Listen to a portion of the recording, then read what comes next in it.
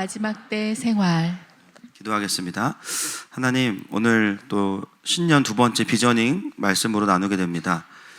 하나님, 우리 공동체와 또 이 시대를 향한 주님의 마음을 알게 하시고 우리가 무엇을 준비해야 될지 구체적으로 나누는 가운데 정말 오히려 안심하고 기뻐하고 기대하는 그런 말씀들로 채워주시고 우리의 유일한 소망은 하나님이십니다.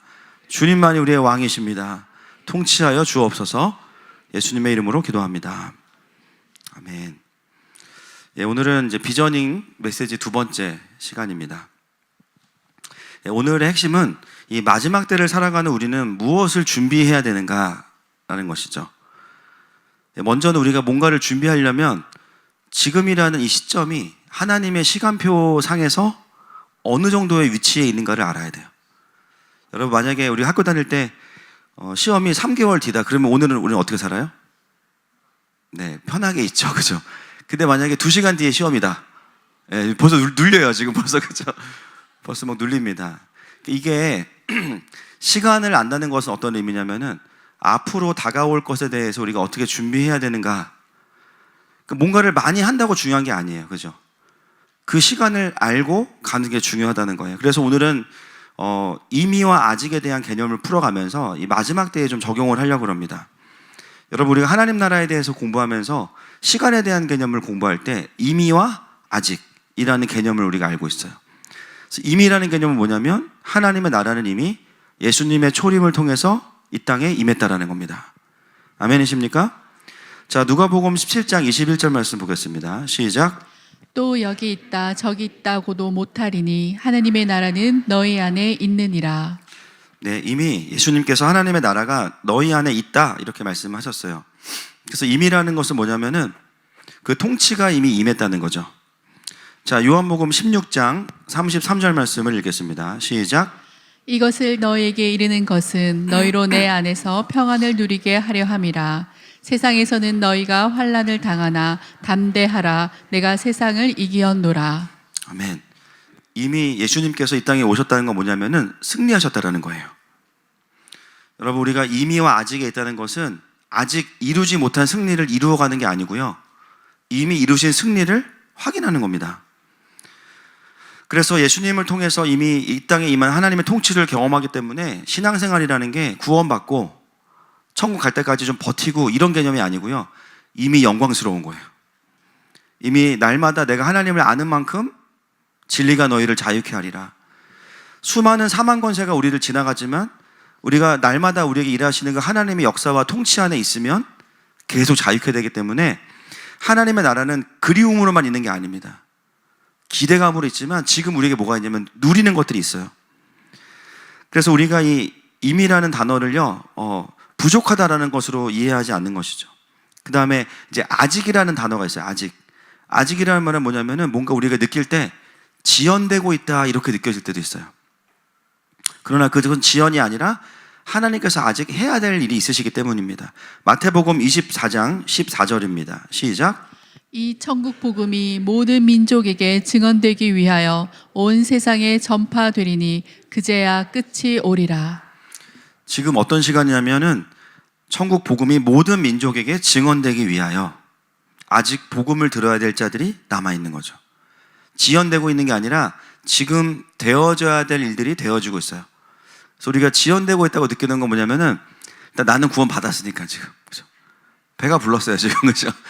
나는 지금 배가 안 고파. 빨리 오셨으면 좋겠어. 근데 문제는 뭐냐면 나보다 지금 늦게 구원받아야 되는 자들이 이 땅에 존재하고 있기 때문입니다. 그리고 베드로후서 3장 9절 말씀 보겠습니다. 시작. 주의 약속은 어떤 이들이 더디다고 생각하는 것 같이 더딘 것이 아니라 오직 주께서는 너희를 대하여 오래 참으사 아무도 멸망하지 아니하고 다 회개하기에 이르기를 원하시느니라. 이 말씀은 모두가 다 구원받는다라기보다는 구원받을 자들이 구원받을 때까지 기다리신다라는 거예요. 그래서 우리는 어떤 시간을 살아가고 있냐면은 하나님의 나라가 이미 임했지만 그 최종 완성이 이루어지는 그 시간을 과도기를 살아가고 있습니다. 이것이 우리가 이제 보편적으로 알고 있는 하나님 나라의 임의와 아직의 개념인데요. 거기서 우리가 이제 한 번 더 우리의 렌즈를 정밀하게 들여다본다면은 사실 임의와 아직은 굉장히 큰 레인지예요. 우리는 어디를 봐야 됩니까? 지금 그 중에서도 우리가 어디 위치에 근처에 있나를 봐야겠죠. 그래서 그 큰 의미와 아직 속에서 지금 우리가 봐야 되는 건 뭐냐면 지금 우리가 있는 지점은 임의에 가까워요, 이제 아직에 가까워요. 아직인데 우리의 느낌은 이제 고수로 바뀌어야 돼, 그죠? 요쪽 끝에 가까워지고 있어요.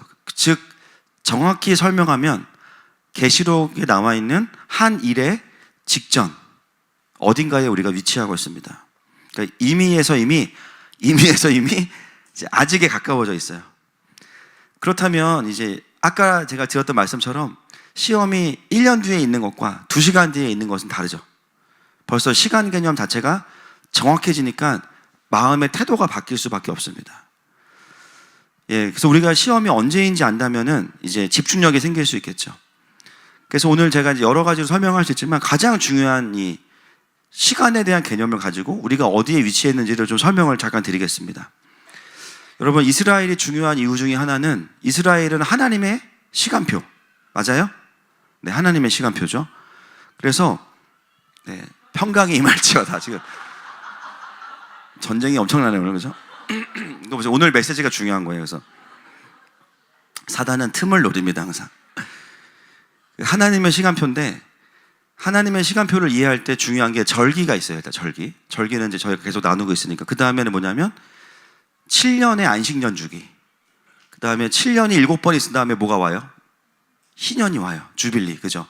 그래서 이 시간들을 추적해 가면서 하나님의 일하심을 볼 수가 있는데, 제가 늘 말씀드리지만 희년은 공산주의자들이 말하는 것처럼 이 땅에서 이루어지는 게 아니에요. 그 희년을 막 말하는 분들은 진짜 너무 황당한 거예요. 희년의 완성은 언제냐면 새하늘과 새 땅이거든요. 또는 천년왕국 정도. 결국은 그 희년은 뭐냐면 반복이 되면서 완성되는 어떤 과정들이 있어요. 그 주기들을 중심으로 우리가 봐야 되는데 1900년도에 들어서 보게 되는 그 희년들이 있습니다. 그 중에서 우리의 시간표인 이스라엘만 제가 좀 정리를 해봤습니다. 1900년도에 첫 번째 나오는 희년이 언제였냐면 1917년도였습니다. 슬라이드 띄워주세요. 1917년이었고요. 이때 이제 뭐가 있었냐면 제가 만든 PPT 같지 않죠, 딱 벌써. 네, 누가 만들었을까요? 캔바가 만들었습니다. 그래서 1917년이 어떤 이제 의미가 있냐면은 이때가 이제 50년째 희년이면서도 이스라엘이 세워지는 법적인 토대가 이때 선포됐는데 그게 벨푸어 선언이에요. 들어보신 적 있으시죠?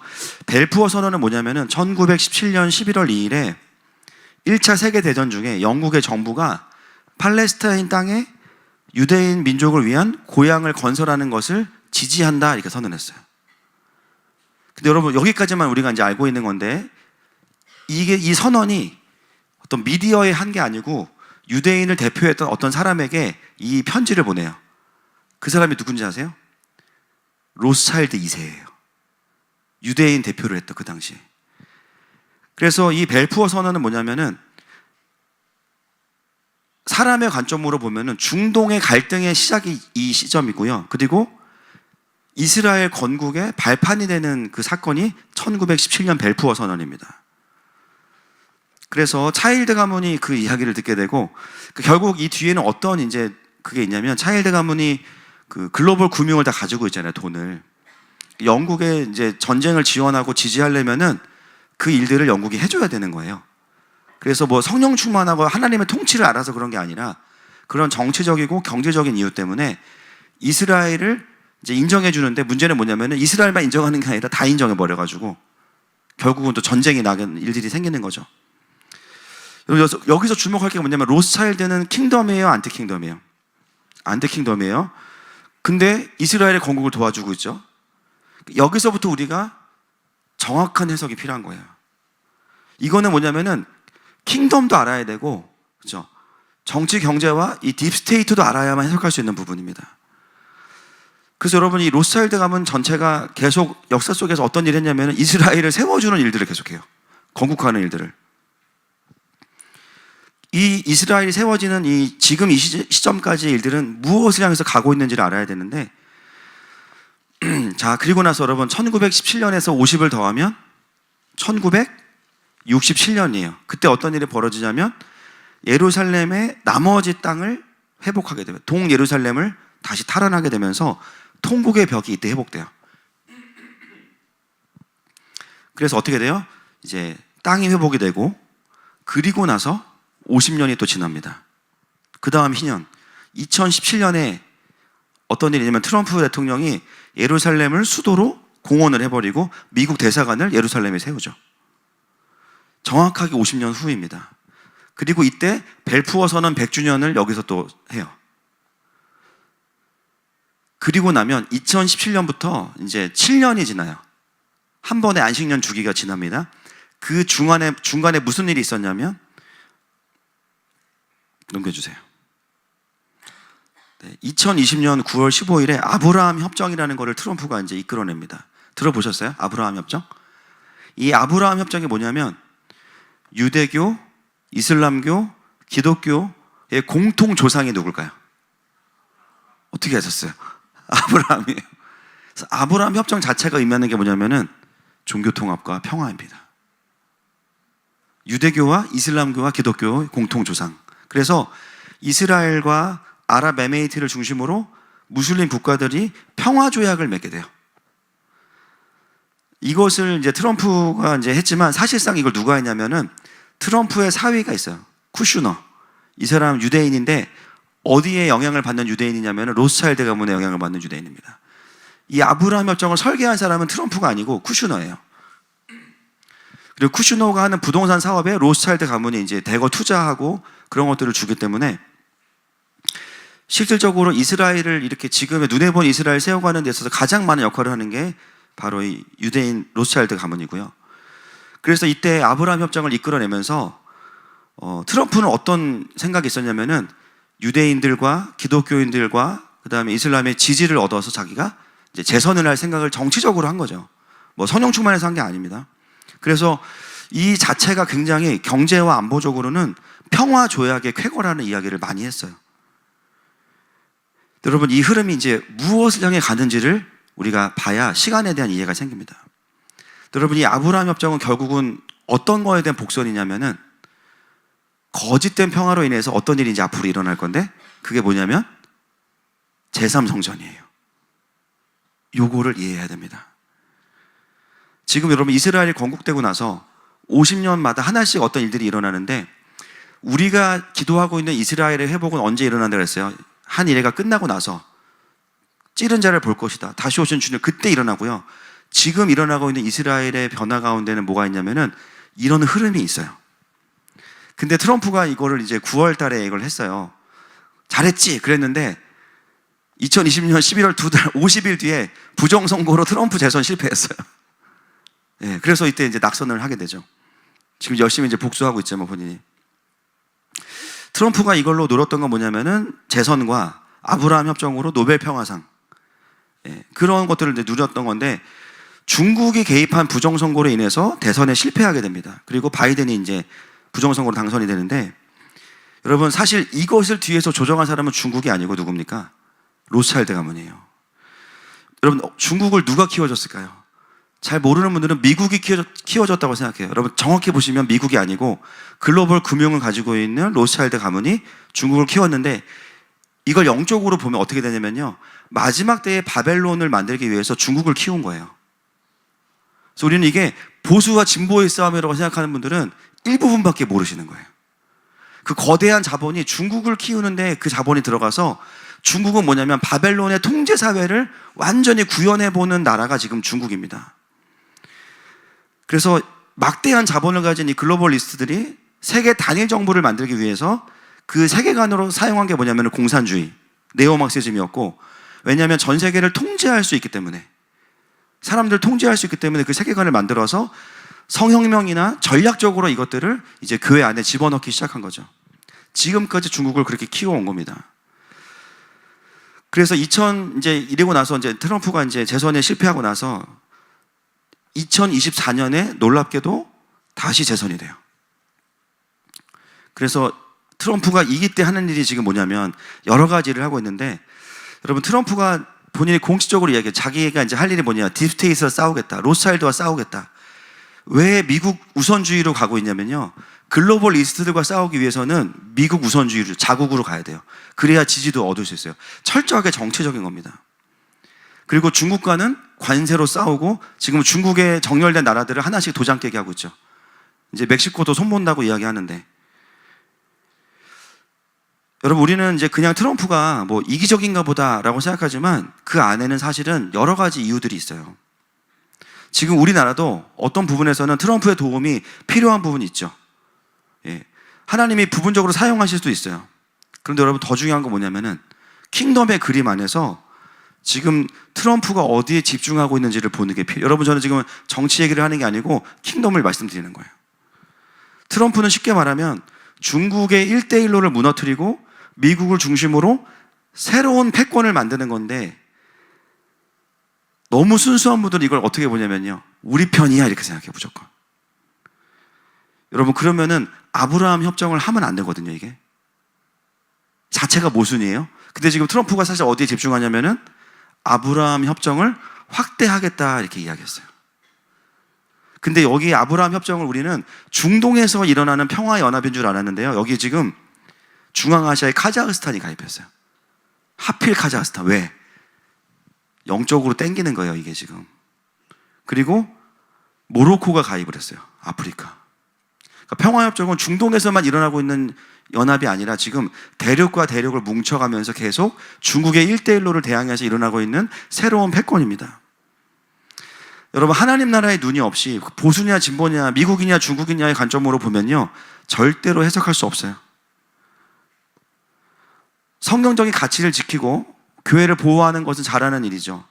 자유진영을 도와주는 건 잘하는 일입니다. 그러나 이 아브라함 협정을 우리가 정확히 봐야 돼요. 이것이야말로 어딜 향해서 가고 있냐면은 결국은 제3성전이 세워지는 걸 향해서 가고 있는 겁니다. 왜 제3성전이 세워지는 게 중요하냐면 다니엘서 9장에 보면은 한 이래가 시작되는 그 첫 시작점이기 때문이에요. 근데 지금 이기 트럼프 정부가 뭐라고 했냐면은 우리는 더 이거를 확대하겠다.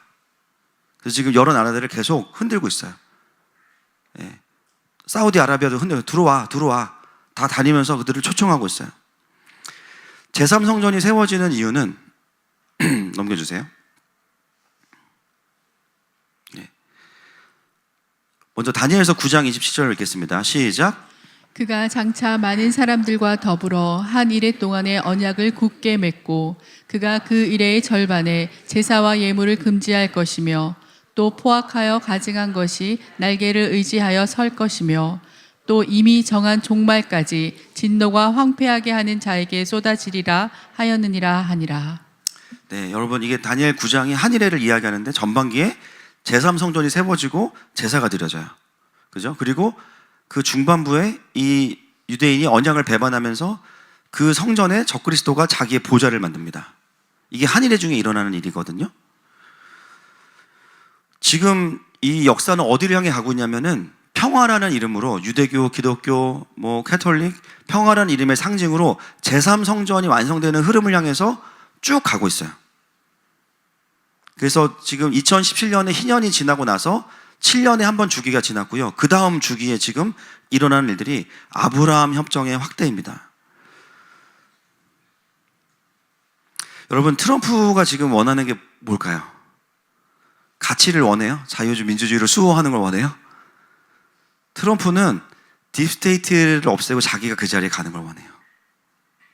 그게 성경적인 바벨론관입니다. 여러분, 우리가 신뢰할 분은 하나님밖에 없어요. 아멘이세요? 도와줄 거였으면 진작 도와줬을 거예요. 네. 트럼프가 아니라 지금 우리가 봐야 될 거는 하나님 나라예요, 사실. 지금은 전 세상이 어디로 가고 있는지를 보기 시작하면 이게 굉장히 빠른 속도로 만들어져 가고 있어요. 그래서 지금 스테이블 코인을 만드는 이유도 뭐냐면은 달러의 권력을 무너뜨려야 딥스테이트를 무너뜨리기 때문에 자신이 지금 스테이블 코인으로 바꾸면서 우리 편이니까 안전해 이렇게 볼 수 없는 거죠. 이거는 제가 이걸 설명드리는 이유는 뭐냐면은 성경으로만 말씀드리면 체감을 못 하시기 때문에 이게 지금 하나님이 어떻게 지금 역사하시는지를 말씀을 드리는 겁니다. 그렇기 때문에 딥스테이트가 중국을 통해서 부정선거를 할 수밖에 없는 거예요. 여러분, 결론적으로 지금 우리가 이제 깨달아야 되는 건 뭐냐면, 교회들은 본격적으로 제3성전이 세워지기 직전에 그 7년 안에 우리가 들어왔다라는 거예요. 2025년 가을부터가 이제 안식년이 끝났기 때문에 2026년 우리가 1월이죠. 새로운 7년의 주기 안으로 우리가 들어왔어요. 이거는 그냥 사실이죠. 자, 다음 말씀. 네. 같이 읽겠습니다. 시작.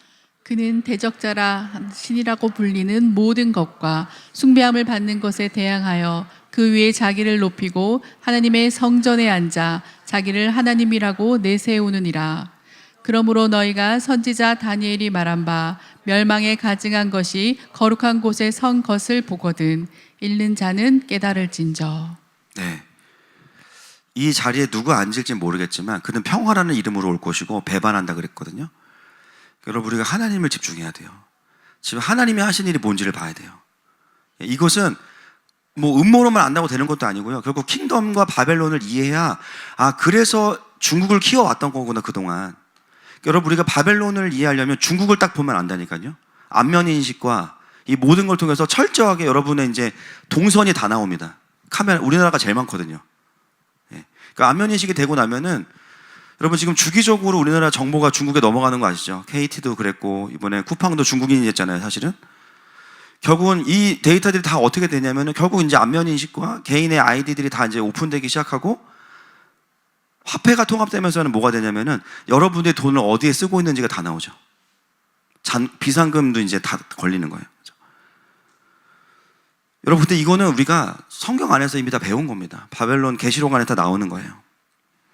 그래서 중국을 이미 그런 작은 이제 바벨론으로 준비를 시켰고 그 중국을 통해서 어떻게 해요? 시진핑을 통해서 그걸 확장해 가고 있는 게 바벨론화되고 있는 전 세계의 흐름이에요. 결론은 뭐냐? 지금 교회들은 본격적으로 한일회가 시작되는 것에 대한 준비를 해야 되는 때가 왔어요. 이미 그 시간에 우리가 들어온 거예요. 2026년 자체가. 그러면 우리는 이제 고민할 게 뭐냐면 5년, 앞으로 길면 7년, 대체적으로 5년에서 7년 사이에 꼭 이게 뭐 일치하지 않는다 할지라도 중요한 게 뭐냐면 알고 대비하는 삶을 살고 있어야 되는 거죠. 네. 분위기가 굉장히 심각합니다, 지금. 그죠? 이런 얘기 들을 줄 몰랐는데, 지금. 그죠? 여러분, 저 어제 3시간 잤어요. 자.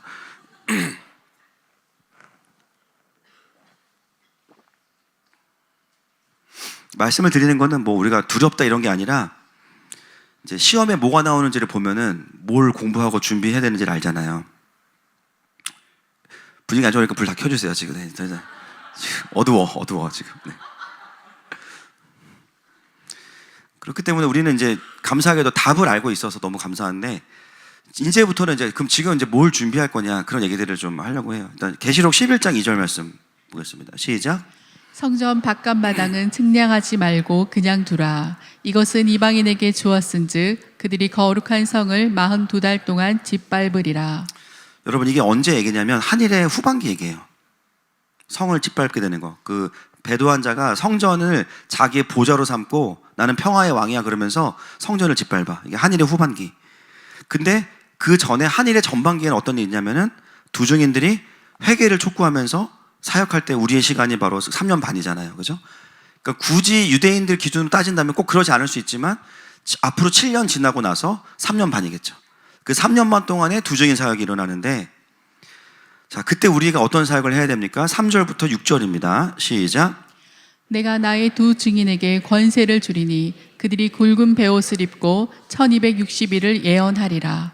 그들은 이 땅의 주 앞에 서 있는 두 감람나무와 두 촛대니 만일 누구든지 그들을 해하고자 하면 그들의 입에서 불이 나와서 그들의 원수를 삼켜버릴 것이요 누구든지 그들을 해하고자 하면 반드시 그와 같이 죽임을 당하리라.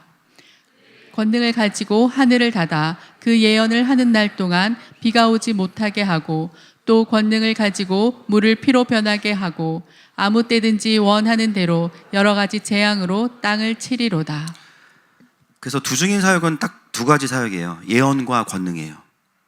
그죠? 그래서 이 예언은 뭐냐면 여러 번 얘기했지만 하나님 주시는 감동은 이거 이해원 아니고 요엘서 2장 28절 사도행전에 나온 것처럼 하나님 나라의 큰 그림, 우리의 용어로 바꾸면은 풀리복음이에요. 그러면서 풀리복음을 쭉 이야기하면서 이제 곧 이런 일이 벌어질 겁니다라고 마지막으로 외치는 사역이 한일의 전반기의 두증인 사역입니다. 그 제가 이제 곧 발표하겠지만 지난주 설교 끝나고 킹덤 사역리를 만들었어요. 그래서 우리 목장 리더들 중직자분들 시험 봐야 됩니다. 일단 그래서 어렵지 않습니다. 그냥 되게 짧아요. 그래서 이 풀리복음이 이제는 사역리를 대체할 수 있도록 더 확장할 수 있도록 그래서 이제는 짧은 순간에 누굴 만나도 성경 전체의 풀리복음을 전해서 영들을 깨울 수 있는 일들을 해야 되는 거예요. 그렇기 때문에 우리가 지금 해야 되는 건 뭐냐면은 창세기부터 계시록까지를 계속 이해하고 그리고 다음 세대들도 그것이 말씀으로 이 안에 들어와 있는 훈련들을 해야 되고요. 돌아보면 우리 교회가 그동안 이거를 말씀으로 차곡차곡 쌓아왔어요. 그리고 그 다음 사역이 뭐냐면은 권능 사역인데 이 한일에 들어가서 하는 권능 사역은 지금 우리가 하는 뭐 빠져 이런 게 아니죠. 비를 내리고 왜냐면은 자연현상을 막 컨트롤해요. 왜냐면은 보여줘야 깨어나기 때문이에요. 그죠? 지금 우리가 치유하고 이런 거 하지만 저번에 그 인천에서 오신 목사님이 교통사고 나가지고 팔뼈가 완전히 이렇게 부러져서 붙지 않은 상황인데 지난번 실습하고 병원 가는데 붙었대요. 그래서 의사가 막 신기하다 그랬대요. 그래서 왜 이제 얘기하냐 막 이런 권능 사역 말고 이런 것도 하겠지만 의사가 없으면 하겠지만 그런 거 말고 이 한일의 전반기에 있는 권능사가 뭐냐면은 정말 자연적인 것들을 컨트롤하는 이런 것들이 이제 풀어지는 거예요. 여러분 우리가 돌아보면 사실 이런 준비는 하늘마음 교회는 그냥 해왔던 거예요. 여러분 우리가 선교 나갈 때 요즘에 부담이 재정은 가장 큰 부담이지만 그거 빼고 일단 그거 빼고 부담이 없는 이유가 뭐냐면은 하던 거를 하기 때문이에요. 우리가 그 용산 갈 때도 그죠? 앞으로 용산 가족사역 이렇게 이름을 좀 빈민이란 말이 별로 안 좋아. 용산 가족사역 갈 때도 사실은 당일날 제일 심혈을 기울인 거는 육수였어요. 우리가 이제 마르다리아 그룹이 있기 때문에 우리가 마르다리아 일하면서 은혜 받는 그룹 그죠? 마르다리아 그룹이 육수 잘 새벽부터 막 해가지고 오뎅도 안 풀게 해가지고 막 그게 제일 이제 공을 들였고 나머지는 평상시 하던 거 그냥 가서 했고 오히려 20분 만에 하니까 더 금방 하는 거야. 그죠? 이거는 그냥 평상 그러니까 우리는 여러분 선교 준비를 안 하고 있는 게 아니라 1년 내내 선교 준비하고 있는 거예요 사실. 그래서 계속 기름을 채우고 훈련하고 실수도 하려면 여기서 하고 선교지 가면 어떻게 해요? 이제 A매치를 뛸 수 있는 구조가 나온 거죠. 그래서 이 결국은 뭐냐면 한일의 때에 전반기 때에 우리가 막 뭐 비를 내리게 하고 이런 사역을 하나님 시키시면 하겠지만 지금부터 할 필요가 있냐? 그러진 않아요. 왜냐면은 믿음을 쓰는 건 똑같기 때문에 굳이 지금 막 괜히 막 날씨 막 이렇게 할 필요 없잖아요. 막 그죠? 그러지 말고 목요일날 그래서 추웠나? 우리가 기도해서 그래서 지금은 사실 굳이 뭐 그걸 할 필요는 없는 거예요. 그러나 중요한 건 뭐냐면은 믿음으로 권능을 쓰는 일들은 계속 하고 있어야 되는 거죠. 그러니까 딱히 이거는 우리가 뭔가 더 추가할 게 없어요. 어떤 느낌이냐면은 벼락치기를 하는 게 아니라 시험을 위해서 계속 준비를 오래 하는 느낌이에요. 제 스타일은 아닌데 그래서 이거는 이제 그냥 패스. 앞으로는 계속 우리가 하고 있으니까. 그 다음에 오늘 그 다음 이제 말씀드릴 건 뭐냐면 한 일회를 살아가야 된다라는 거죠. 그래서 요즘 저한테 진짜 질문 엄청 많이 하죠. 그럼 목사님 제가 직장을 어떻게 할까요? 뭐 결혼은 어떻게 할까요? 막 일단 해. 애는 어떻게 할까요? 막 재테크는 어떻게 할까요? 막 그래서 제가 한 번에 하는 거예요 지금. 이제 우리가 공동체적으로 준비해야 될 게 있고 개인적으로 준비해야 될 것들이 있어요. 삶의 준비가 필요해요. 자 13장 15절부터 18절 보겠습니다. 계시록 시작. 그가 권세를 받아 그 짐승의 우상에게 생기를 주어 그 짐승의 우상으로 말하게 하고 또 짐승의 우상에게 경배하지 아니하는 자는 몇이든지 다 죽이게 하더라. 그가 모든 자, 곧 작은 자나 큰 자나 부자나 가난한 자나 자유인이나 종들에게 그 오른손에나 이마에 표를 받게 하고 누구든지 이 표를 가진 자 외에는 매매를 못하게 하니 이 표는 곧 짐승의 이름이나 그 이름의 수라. 지혜가 여기 있으니 총명한 자는 그 짐승의 수를 세어보라. 그것은 사람의 수니 그의 수는 666이니라. 네, 여러분 666이 어떤 형태인지는 모르지만 성경에 보면은 666이 있어야 매매를 할 수 있다 그랬어요. 그죠? 이게 어떤 개인의 정체성을 나타내는 걸 수도 있고 어떤 표가 될 수도 있어요. 그래서 우리가 이제 666을 받을 거냐, 하나님의 인을 받을 거냐, 이게 이제 똑같은 구조죠. 근데 이 짐승의 표를 받은 자들은 어떻게 된다고 이야기해요? 14장 9절과 10절 말씀 시작. 또 다른 천사 곧 셋째가 그 뒤를 따라 큰 음성으로 이르되 만일 누구든지 짐승과 그의 우상에게 경배하고 이마에나 손에 표를 받으면 그도 하나님의 진노의 포도주를 마시리니 그 진노의 잔에 섞인 것이 없이 부은 포도주라. 거룩한 천사들 앞과 어린 양 앞에서 불과 유황으로 고난을 받으리니. 이 말씀대로 보면은 지옥 가는 거죠. 불과 유황으로 고난을 받으리니. 그래서 제가 늘 조심할 게 666 받는다고 지옥 가는 것이 아니라 이미 받을 사람들은 그 전에 뭐예요? 예수님을 안 믿게 된다는 거죠. 여러분 예수님을 믿으면 천국 가는 거고요. 이건 사형리가 필요해. 아멘이시죠? 안 믿으면 지옥 가요. 결국은 행위 구원이 아니에요. 멀쩡하게 막 성령 충만하게 경배하다가 666 잘못 받았는데 지옥 가네. 이게 아니에요. 절대로. 이미 666을 받는다는 것 자체가 뭐냐면은 분별이 안 되고 있는 삶을 쭉 살다가 똑같이 교회 다녔는데 결국은 플리복음이 풀어지지 않으니까 분별이 안 되는 삶을 살다가 받아야지. 예수님을 믿는다는 것은 예수님이 말씀하신 모든 것을 믿는 겁니다.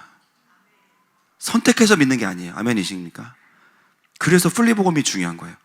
예수님이 말씀하신 것 중에 내 이념과 안 맞는 거는 내가 싫어. 내가 마음에 안 드는 워딩은 싫어. 이게 아니라 예수님이 말씀하신 모든 것을, 분부한 모든 것을 가르쳐 지키게 하라. 이게 예수님의 명령이거든요. 근데 어떻게 해요? 모든 것을 가르쳐 지키게 하지 않으니까. 배우지 않으니까 어떻게 되면 플리복음이 없으니까 지금 세상은 하나님의 그 역사 속에서 바벨론화가 막 되어져 가고 있고 666을 받을 수밖에 없게 될 거예요. 무조건. 완전히 받을 수밖에 없어요. 안 받으면 살 수가 없게 된단 말이에요. 그 상황에서 결국 어떤 시간이 오냐면은 내 안에 그 플리복음이 들어있는 분들은 이거는 바벨론 안으로 들어가는 거라는 거를 자각을 하게 돼서 그런 의미에서 666을 안 받게 된다는 거예요. 그게 뭐가 될지 모르겠지만. 근데 그런 받지 않는 사람들이 생각보다 많지 않다는 거예요. 그래서 우리가 예수님을 믿는다고 할 때 뭘 믿는 건지를 돌아봐야 돼요. 나 몰라. 그냥 예수님은 천국 간대. 천국 가는 티켓이 아니잖아요. 예수님 말씀하신 전부를 믿지 않는다면 실제로 예수님을 믿지 않는 것이고 지금 마지막 때에는 더더군다나 그런 것이죠. 그래서 결국은 내가 인생에서 몇 년 안에는 바벨론이냐 하나님의 나라냐를 선택할 때가 옵니다. 그래서 666을 선택하면은 여러분 우리가 이제 오게 될 이 바벨론 나라가요 힘들지 않을까 굉장히 매력적인 나라예요. 이게 그냥 너무너무 좋아. 왜냐하면 여러분 지금 미국은 올해를 기점으로 휴머노이드를 대량 생산을 시작해요. 이제 그건 뭐냐면 3년 정도 지나면은요 노동이 필요가 없어요. 노동을 다 해줘. 그 말이 뭐냐면 생산 단가가 완전히 30% 미만이 되는 거예요. 그죠? 막 이런 노트북 10만 원, 20만 원이면 돼요. 왜냐면은 24시간 노동할 수 있는 로봇가 하기 때문에 사람을 쓰지 않으니까 모두가 다 이제 기본적으로 소비가 필요가 없는 때가 거의 옵니다. 노동할 게 없으니까 놀아야 되는데 지금 결국 사단이 하는 거지만 중국을 통해서 전 세계를 바벨론화하면서 만들고자 하는 공산주의 세상은 소련이나 북한이 아니에요.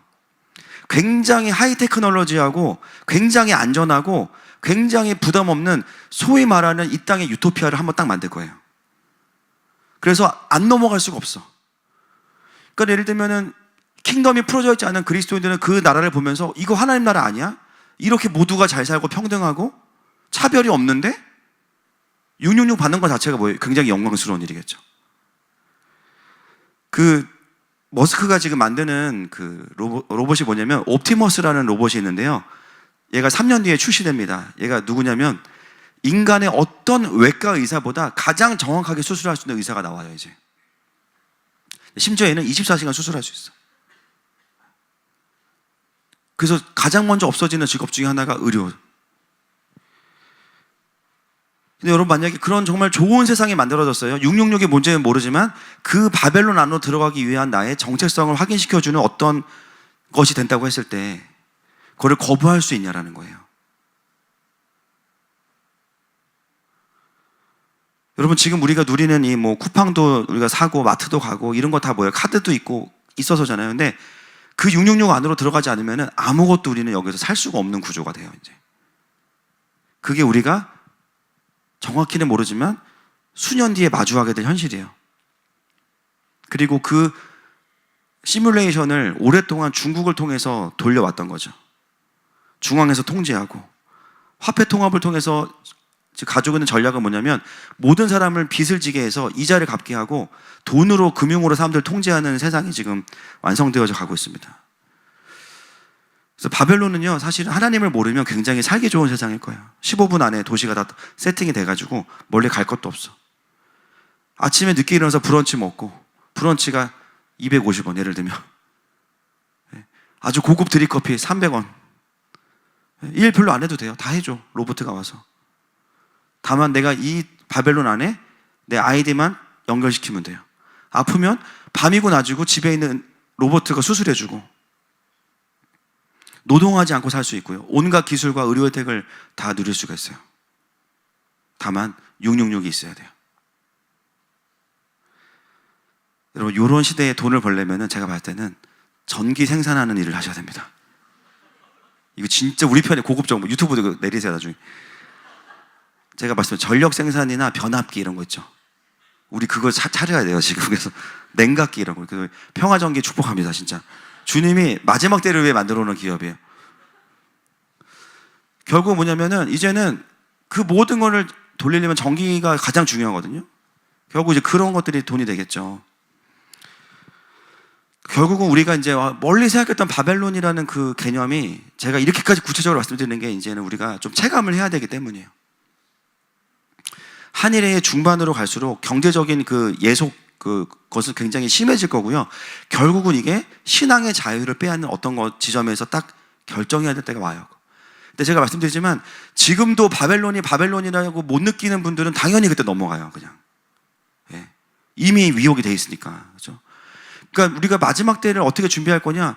첫 번째, 지금 분별이 되고 있어. 내가 지금 세상을 보면서 이게 보수 진보의 싸움을 넘어서서 중국을 통해서 사단이 뭘 하고 있는지를 보고 있으면 절대로 거기에 넘어가지 않는데, 여러분, 부정선거 진짜 너무 쉽게 하고 있어요. 너무 쉽게. 그냥 뭐 여론 조작 이 정도가 아니에요. 그냥 마두로도 그렇게 했잖아요. 그죠? 데이터 조작하고 표 집어넣고. 근데 그 IP 주소가 성남에 있어. 성남은 대단한 도시입니다, 여러분. 근데 그걸 왜 했냐는 거예요. 왜? 바벨론을 만드는 과정 가운데 일어나는 일들이에요. 사단의 전략이에요. 결국 그거는 어떻게 해요? 바벨론으로 완성이 되고 그 사이에 어떻게 돼요? 제3성전 세워지면서 딥스테이트의 패권을 트럼프가 가져가겠죠. 뭐냐면은 바벨론의 수장이 바뀌는 거예요. 그냥 어떻게 보면 이 시나리오대로 간다고 한다면은, 아닐 수도 있지만, 그렇지만 뭡니까? 누가 수장이 되든 바벨론은 완성이 된다라는 거예요. 그리고 제3성전은 세워지고 바벨론이 완성이 되는 순간 남은 자들과 그리고 이제 미혹된 자들은 그냥 자연스럽게 선택의 기로의 지점이 바로 666이라는 거죠. 그렇다면 한 일의 직전을 살아가는 지금 우리가 해야 되는 일이 뭐냐? 생활에 대한 준비도 이제는 필요해요. 그리고 킹덤의 진지를 구축하는 일들을 해야 됩니다. 그래서 올해가 하늘과 땅이 연결되는 게 뭐냐면 하나님의 전략이 반드시 와야 돼요. 여러분, 이런 개념이 딱 내 생각 속에 들어오면은 우리 다음 세대와 청년들부터가 진로를 선택할 때도 여러 가지가 바뀌어요. 평생 직장 이제 필요 없죠, 사실은. 이미 그렇지 않잖아, 또 우리가. 또 뭐 재테크를 한다. 그 개념도 이제는 바뀌어야 되고, 이사를 간다. 개념도 바뀌어야 돼요. 직장을 선택한다. 개념도 바뀌어야 돼요. 교회를 건축한다. 그 개념도 바뀌어야 돼요. 사역에 집중해야 되는 포커스도 진짜 남은 자들을 어떻게 일으키고 준비할 거냐에 대한 것으로 더 집중이 돼야 돼요. 우리는 뭐 할 수밖에 없냐면 지금까지 해봤던 그 플리복음을 계속 선포할 수밖에 없어요.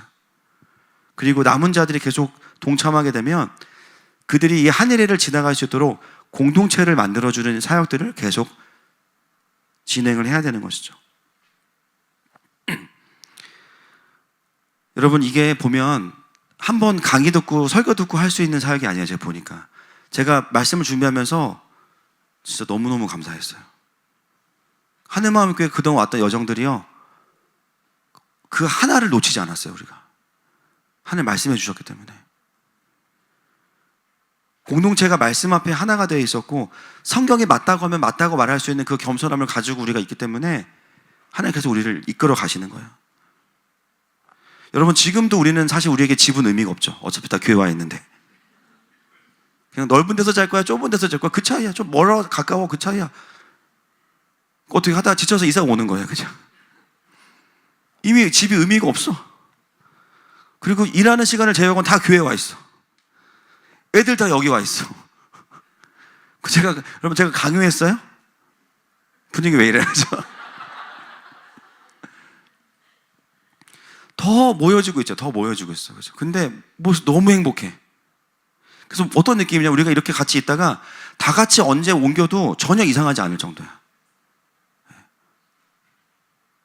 하나님 그동안 그냥 공동체를 그렇게 그냥 슬슬슬슬 만들어 오셨어요. 여러분 지금 뭐냐면 이 자체가 한일회를 준비하는 시간 속에 우리가 그냥 있는 거예요.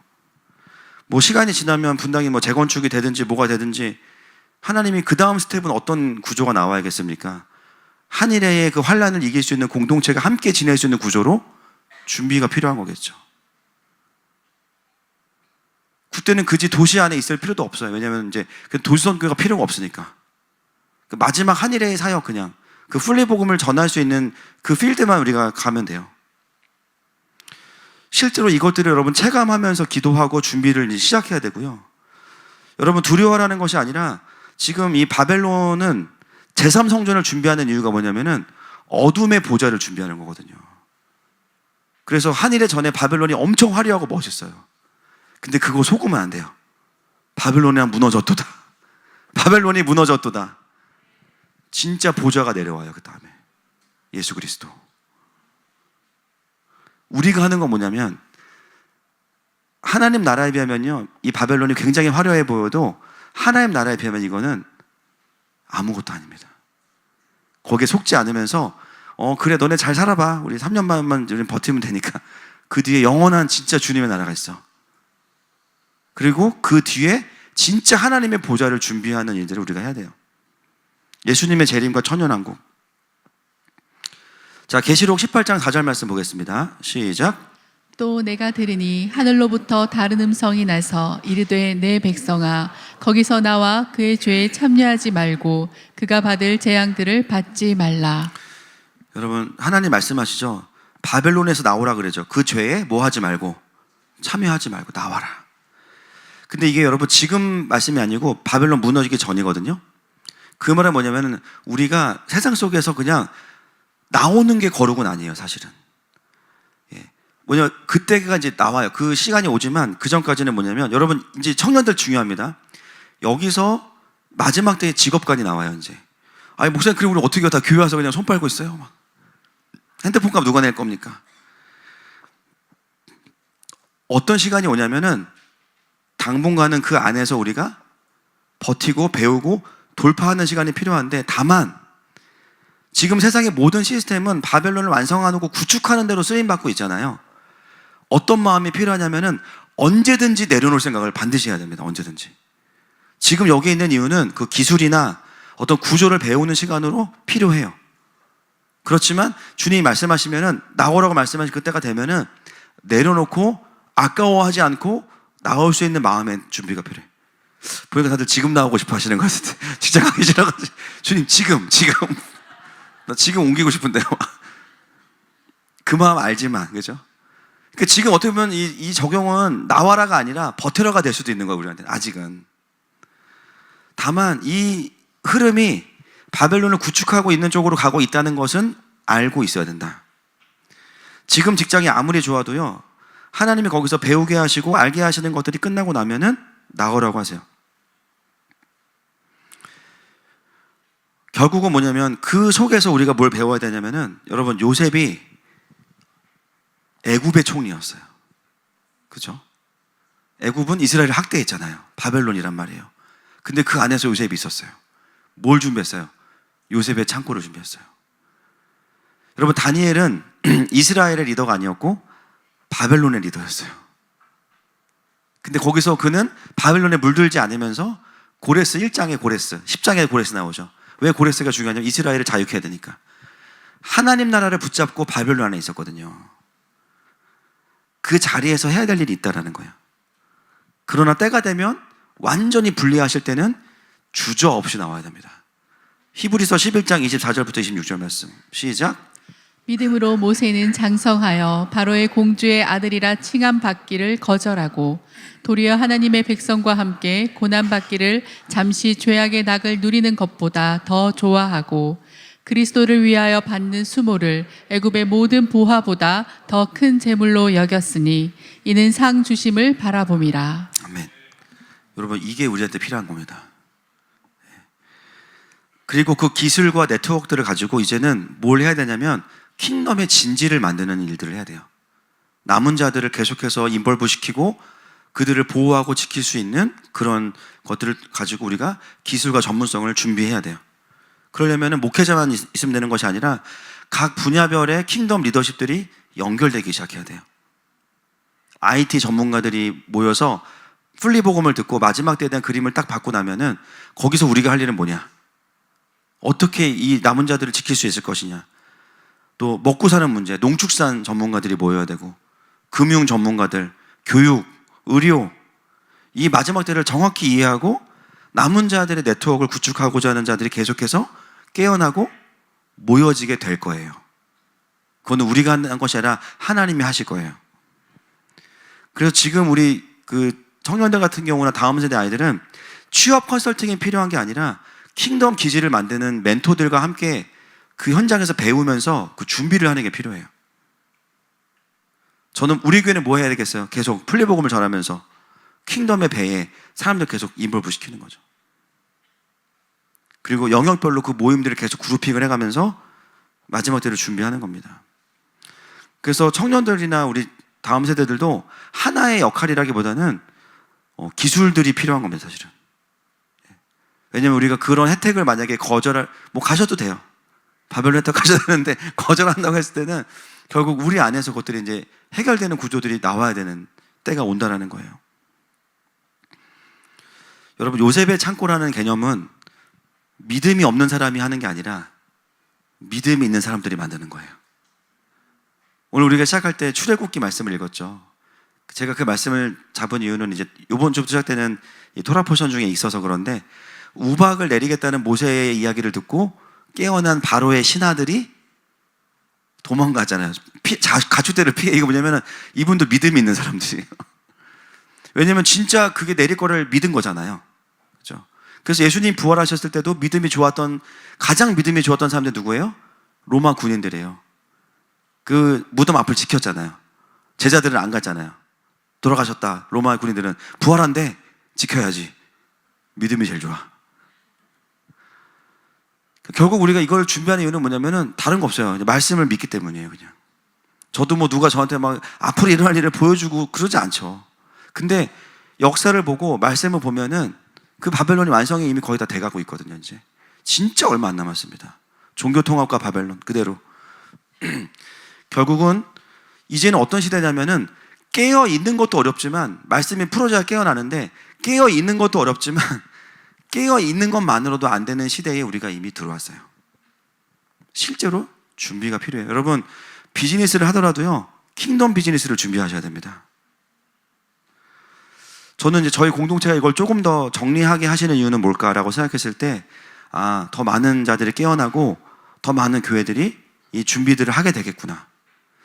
오늘 권사님 기도를 들으면서 제게 딱 들어왔던 숫자가 뭐냐면 10만 명의 선교사, 딱 그 마음이, 이 10만 명의 선교사라는 개념이 한국이 하나님께 드린 그 카운팅한 숫자거든요. 단순히 해외 선교사만을 말하는 것이 아니라 이게 어떤 남은 자와 관련이 있는 개념인 것 같아요. 결국은 이 나라 안에서 깨어난 자들이 그런 공동체를 만들고 주님의 다시 오심을 기다리면서 바벨론에게 절하지 않는 그 7천 명의 용사들과 같은 자들. 근데 하나님께서 우리 교회에게 주시는 부르심이 뭐냐면 그런 킹덤의 공동체를 만들고자 할 때 조금 먼저 시작해서 도와주라는 거죠. 우박이 온다는 이야기를 조금 먼저 들었어. 좀 더 안전한 데 가 있어, 우리. 할렐루야. 그래서 우박이 왔을 때 피해를 안 보고 놀라진 않는 거야. 결국 여러분, 그 우박이 왔을 때 피한 사람들은 뭘 경험하게 되냐면은 하늘에서 내리는 우박이 이집트의 신들을 부시는 걸 보게 돼요. 그게 우리가 보게 되는 영광입니다. 준비한 자들은 그 영광을 봐요. 다른 사람들은 넋놓고 있다가 그냥 당하거든요. 막 이게 뭐야 막. 그런데 준비한 사람들은 성경에 써 있어. 준비하라고 하셨잖아. 일로 들어와. 여기 기지 다 만들어 놨으니까 여기 안전해. 아까 우리 자윤상이 얘기했던 거죠. 안전한 공동체라는 말. 그 안전이라는 단어가 뭐예요? 우리가 서로가 서로를 지켜줘서 안전한 게 아니라 하나님이 지켜주기 때문이에요. 하나님의 말씀이 풀어지기 때문이에요. 결국 그 말씀에 정렬된 자들이 모여 있을 때, 하나님의 통치 안에 있을 때 하나님께서 우리의 피난처가 되시는 겁니다. 그래서 이 한일회와 마지막 때가 풀어지고 나면 우리가 세상을 정복하자, 이런 개념에서 이제 달라지는 거죠. 남은 자들의 공동체를 어떻게 셋업할 것이고, 우리의 남은 사역 가운데 어떻게 이것들을 풀어갈 것이냐. 여러분, 사실은 우리 공동체는 굉장히 감사한 상황이에요. 이미 그 구심점이 공동체가 말씀으로 세워져 있고 건강하게 구조가 어느 정도 세워졌어요. 학교가 시작이 되면서 생활 공동체가 그냥 만들어져 버렸어요. 하나님이 도와주시는 거죠. 여러분, 우박이 떨어질 때 들판에 가축을 그대로 두는 것은 그건 어리석은 일입니다. 그건 재산 관리가 아니라 스스로의 삶을 무너뜨리는 거예요. 그건 뭐냐면 나의 지금 직업과 나의 재정들을 바벨론의 들판에 그대로 방치해서는 안 되는 겁니다. 어디로 가지고 들어와야 되냐면 하나님의 통치가 있는 집 안으로 가지고 들어와야 돼요. 이제부터 우리가 돈을 버는 이유도 남보다 잘 살기 위해서가 아니고요, 자식에게 집 한 채 물려주는 거, 여러분 그 집 한 채 물려주고 몇 년 살겠어요 앞으로? 꼭 그 시간이 아니라 할지라도 결국 우리가 할 일이 뭐냐면은 환난 날에 형제들을 먹이고, 우리 용산에 가서 사역하는 이유가 뭐예요? 그걸 경험하는 거예요. 그리고 주님의 길을 예비하고 이 과도기에 하나님의 병참 기지를 만드는 그 일들이 이제는 교회들 안에서 일어나기 시작해야 됩니다. 그러면서 우리에게 가장 마지막으로 필요한 건 뭐냐면 믿음으로 인내하는 삶이에요. 마태복음 24장 9절부터 13절 말씀 보겠습니다. 시작. 그때 사람들이 너희를 환난에 넘겨 주겠으며 너희를 죽이리니 너희가 내 이름 때문에 모든 민족에게 미움을 받으리라.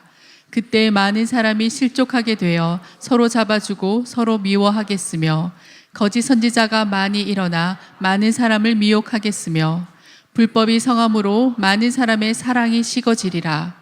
그러나 끝까지 견디는 자는 구원을 얻으리라. 여러분, 마지막 때 필요한 권능은 예언도 치유도 아니고 인내예요. 결국은 끝까지 견디는 자는 구원을 받으리라. 이 마지막 때의 메시지는 더 날카로워져야 되고요, 그리고 양육은 더 깊어져야 됩니다. 신앙은 주일날 교회 한 번 오는 취미가 아니에요. 그러니까 저는 말씀이 채워지지가 않아요.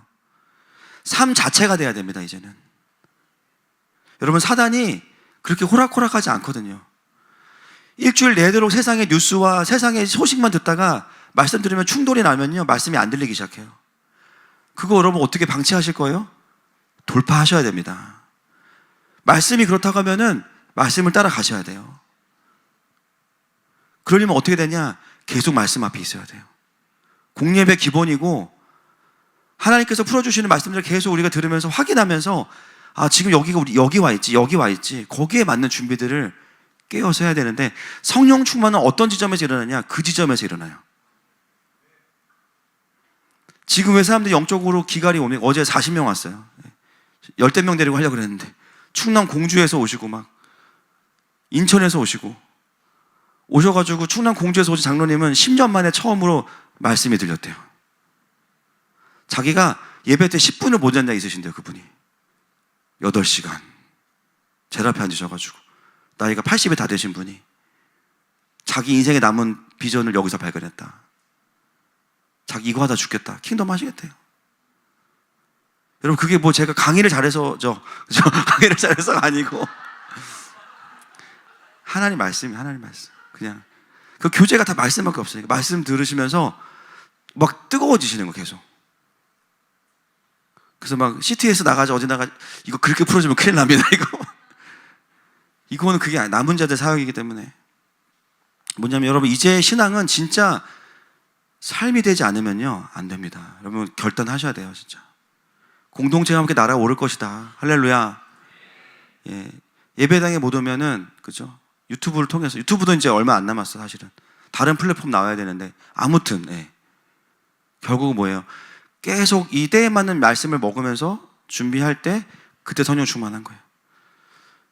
저에게 오신 분들이 많이 물어보는 게 어떻게 애들이 앞에서 찬양하냐고 물어보는데 그게 뭐 혼낸다고 애들이 하겠어요? 그죠? 용돈 준다고 할 수도 있지. 그죠? 용돈 주면 올릴 때마다 200원씩 카운팅해요. 그럼 예배가 안 된단 말이야. 애들이 막 계속 소리 내려오지 아니하니라 모세가 되겠죠. 근데 그런다고 되는 게 아니잖아요. 근데 애들이 뭐예요? 결국은 애들 안에 말씀이 채워지고 하나님 나라에 대한 이해가 생기니까 그게 애들의 예배를 끌어내는 거거든요. 성령 충만은 그냥 10시간 기도한다고 오는 게 아니에요. 이제 결국은 그 말씀이 채워져야 성령 충만이 옵니다. 할렐루야. 말씀이 채워져야 또 기도가 되는 거거든요. 여러분 하나님께서 여러분들을 왜 하늘마음교회로 부르셨을까요? 저는 어떻게 믿냐면 여기 모두가 다 남은 자라고 믿습니다. 모두를 구원하시기로 결정하셨다고 저는 믿어요. 그래서 여러분 구미동 산골짜기까지 오신 거예요. 그래서 뭐 아내에게 끌려왔던 뭐 경찰에게 잡혀왔던 뭐 지나가다가 들어왔던 우연은 없으니까 하나님 여러분 부르신 거예요. 그래서 저는 한 명도 놓칠 수가 없습니다. 앞으로 이제 2026년 비전닝이지만 이거는 2026년 비전닝이 아니라 앞으로의 7년 정도에 대한 큰 그림이고, 그래서 거기에 맞춰서 교회의 작은 변화들이 좀 있고요. 당연히 우리가 기도해야 될 제목들도 분명해요. 하나님 우리에게 킹덤의 기지를 주실 거예요. 네, 2층 3층 수준이 아닐 거예요. 할렐루야. 왜냐하면 같이 살아야 되고 훈련해야 되고 먹이고 재우고 입혀야 되잖아요. 피난처의 개념이 이제는 우리에게 필요한 겁니다. 거기에 합당한 이제 일들이 일어날 줄 믿고요. 분위기가 안 좋아서 기도하겠습니다. 같이 계시록 14장 12절 한번 읽고 한숨 쉬고 기도하면 됩니다. 시작. 성도들의 인내가 여기 있나니 그들은 하나님의 계명과 예수에 대한 믿음을 지키는 자니라. 아멘. 한 일회를 준비하는 교회로 저희도 이제 세워져 가는데 우리가 기대하는 거는요 다른 게 아닙니다. 끝까지 충성하는 거예요. 하나님한테. 여러분 노아의 방주를 지으면서 노아가 얼마나 많은 비웃음과 조롱과 그죠? 판단을 들었겠어요. 근데 노아는 끝까지 가요. 그림이 확실하니까. 우리는 살아남는 게 목표가 아니고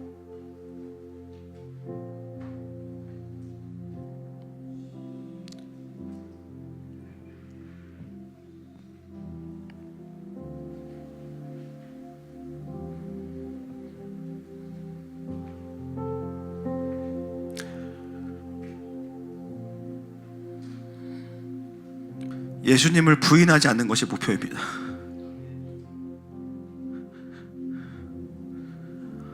이 여정을 갈 수 있는 이유도 다른 게 없어요. 예수님 때문이에요. 누가 뭐라고 욕하든지 상관없어요. 그러면 그 힘이 우리를 끌고 가면 마지막 남은 자들을 추수할 수 있는 재정과 실탄을 하나님 주실 거예요. 하늘마음의 교회의 부르심은 마지막 때의 병참기지를 만드는 것입니다. 흩어진 자들을 모으고 환난 날의 형제들을 먹이고 피난처를 제공하고 때에 맞는 말씀을 계속 풀어내서 남은 자들의 영적인 갈급함을 해결해 주는 거, 그들을 군대가 되게 하는 거, 그것이 우리의 부르심이에요. 만군의 여호와께서 우리와 함께 하십니다. 시간에 함께 우리 앞으로의 7년을 주님께 올려드리면서 주님, 우리가 지금이 주님의 영광 안에 있는 것입니다. 앞으로 우리에게 주실 수많은 예비하신 것들을 누리게 하여 주시옵소서. 같이 믿음의 선포로 주님 앞에 나아가십시다.